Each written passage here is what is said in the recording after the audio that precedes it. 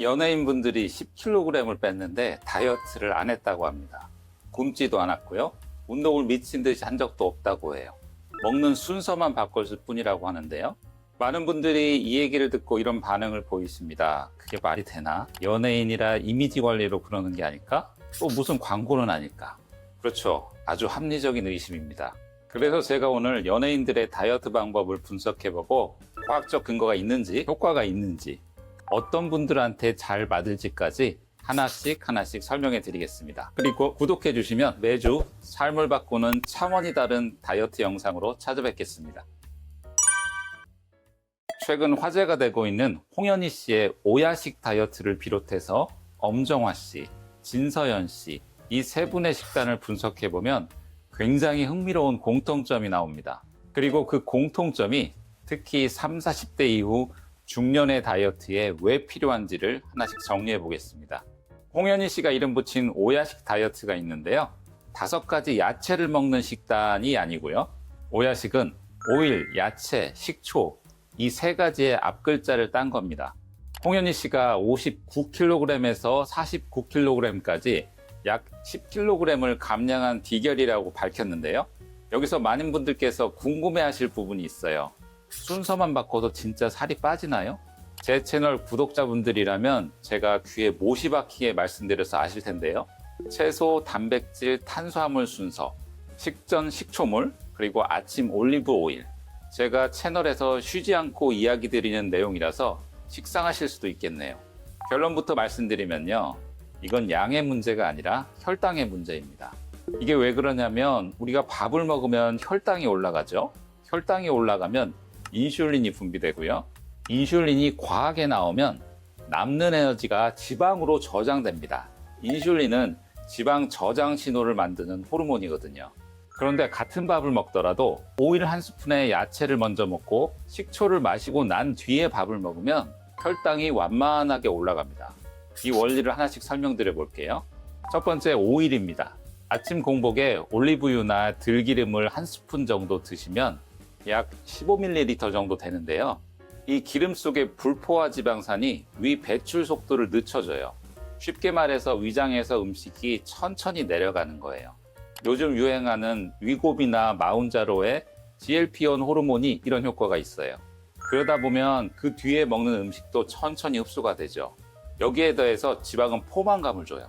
그러다 보니까 점심에 폭식하지 않게 되죠. 물론 오일이라고 다 같은 효과가 있는 건 아니에요. 엑스트라 버진 올리브 오일, 들기름, 아보카도 오일처럼 불포화 지방산이 풍부한 오일을 선택하셔야 되고요. 콩기름이나 옥수수유처럼 오메가6가 많은 기름은 피하시는 게 좋아요.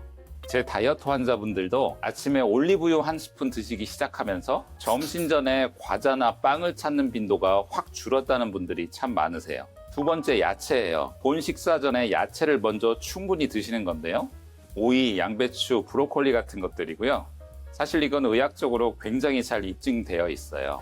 실제로 2022년 뉴트리언츠 학술지에 발표된 리뷰 논문을 보면 채소 샐러드를 먼저 먹고 단백질을 다음에 먹고 탄수화물을 마지막에 먹는 순서가 혈당과 인슐린 반응을 굉장히 유의미하게 개선시킨다는 결과가 나왔어요.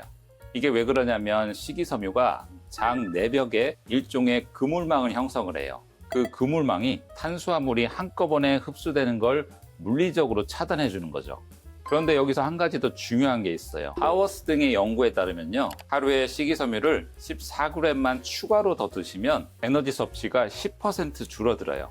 약 4개월간 1.9kg의 체중 감소가 나타났어요. 비만인 분들에게는 효과가 더 커서요, 2.4kg이 빠졌고요.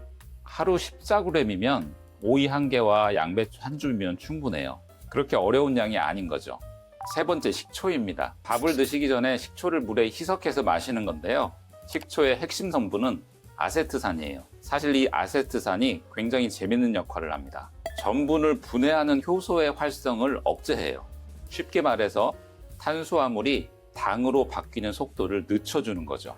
아리조나 주립대에서 진행한 연구를 보면요, 12주간 식초를 꾸준히 섭취한 그룹이 약 1에서 2kg의 추가 체중 감량을 보였어요. 물론 식초 하나만 하기보다는 오일과 야채가 결합되면 혈당을 잡아주는 세 겹의 방어막이 생기는 거죠. 지금까지 오일, 야채, 식초의 과학적인 원리에 대해서 말씀드렸고요. 이제 본격적으로 연예인 세 분의 식단을 분석해 볼게요. 사실 이 세 분의 식단을 쭉 놓고 보면요. 이름은 다른데 원리는 하나입니다. 홍현희 씨는 오야식 3단계에 16:8 간헐적 단식을 병행했고요. 엄정화 씨는 저탄고지 식단을 2년 넘게 유지하고 계신데요. 아침에 일어나면 미지근한 물 한 잔을 마시고 그 다음에 올리브유에 레몬즙을 섞어서 드십니다. 이게 오야식의 5일 단계와 정확히 같은 원리죠. 그리고 식사할 때 야채를 먼저 드시고 단백질을 그 다음에, 탄수화물 마지막에 드십니다. 여기에 더해서 애플사이다 비니거도 활용하고 계신데요.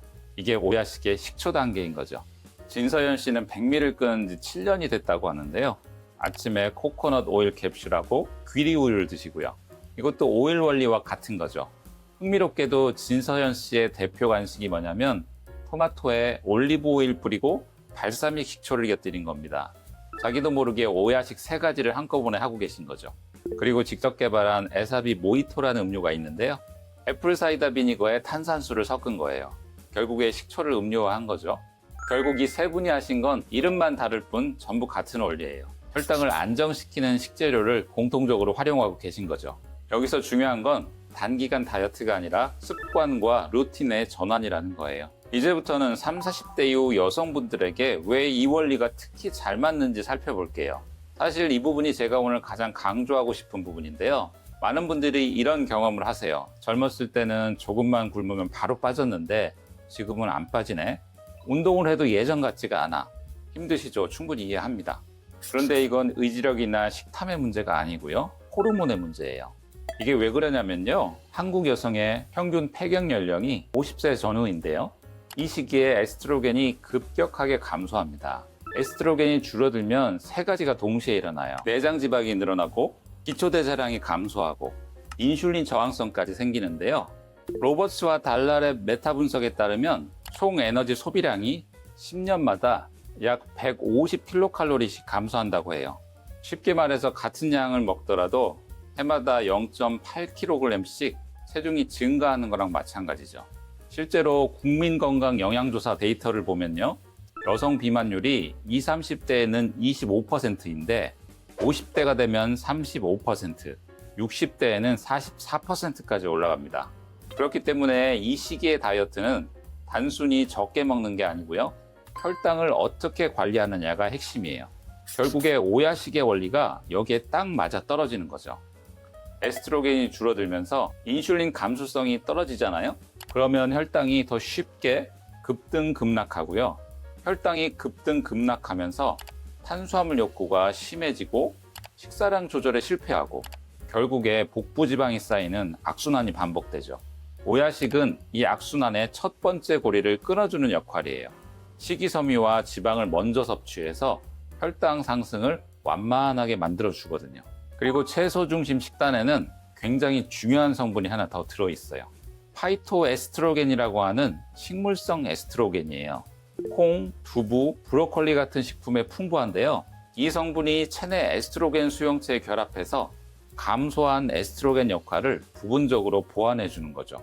실제로 카울레오바 등이 2023년에 발표한 임상시험이에요. 저지방 식물성 식단에 대두를 병행한 폐경기 여성 그룹에서 안면 홍조가 감소했고요. 체중도 약 3.6kg이 줄었어요. 이건 칼로리 제한 없이 나온 결과여서 굉장히 의미가 있어요. 저 같은 경우에도 진료실에서 이런 분들을 많이 보거든요. 선생님, 갱년기 들어서면서 뱃살이 늘어나는데 어떻게 하면 좋을까요? 저는 이분들한테 굶으라는 말은 절대 안 합니다. 대신 이렇게 말씀드려요. 식사 순서를 바꿔보시죠. 채소를 먼저 충분히 드시고 밥은 나중에 드세요. 이것만으로도 변화가 시작되는 분들이 많더라고요. 자, 그러면 실제로 어떻게 하시면 되는지 정리해 드릴게요. 사실 또 설명할 필요도 없이 간단하죠. 첫 번째로 오일입니다. 아침에 일어나서 올리브유나 들기름 1스푼을 드시면 돼요. 처음엔 좀 먹기 불편하실 수도 있는데요. 소금을 살짝 섞으시면 훨씬 수월합니다. 두 번째로는 야채예요. 식사 전에 오이 반 개나 양배추 한 줌 정도를 먼저 드세요. 이것만으로 식이섬유가 혈당 방어막을 만들어줍니다. 식초입니다. 밥 먹기 전에 물 200ml 정도의 식초 1스푼을 타서 드시면 돼요. 특별히 종류는 상관없이 취향에 맞게 초산 함량이 7에서 8% 이상인 걸 고르시면 돼요. 그리고 이건 중요한 주의사항인데요. 모든 분들한테 이 방법이 다 맞는 건 아니에요. 위염이 있으시거나 역류성 식도염이 있으신 분들은 식초 섭취하시는 걸 주의하셔야 되고요. 당뇨병 환자분이시라면 공복 시간과 식초 섭취 방식을 주치의 선생님과 반드시 상의하셔야 돼요. 그리고 한 가지 더 꼭 말씀드리고 싶은 건 오야식이 효과가 있다고 해서 이것만으로 모든 게 해결되는 게 아닙니다. 우리 몸이 살찌고 살 빠지는 데는 수많은 호르몬과 그만큼 복잡 다양한 생활 습관들이 엮여 있으니까요. 결국에 오일, 야채, 식초 같은 습관은 다이어트의 전부가 아니라 출발점이라고 보시면 되겠습니다. 먹는 순서를 바꾸는 것부터 시작해서 전체적인 생활 습관이 바뀌어가는 과정인 거죠. 하루에 하나, 아니 일주일에 한 가지만 습관을 바꾸면 1년이면 50가지 습관이 바뀔 수 있습니다. 하나씩 시작해 보시죠. 오늘도 변화의 주인공은 바로 여러분입니다. 화이팅!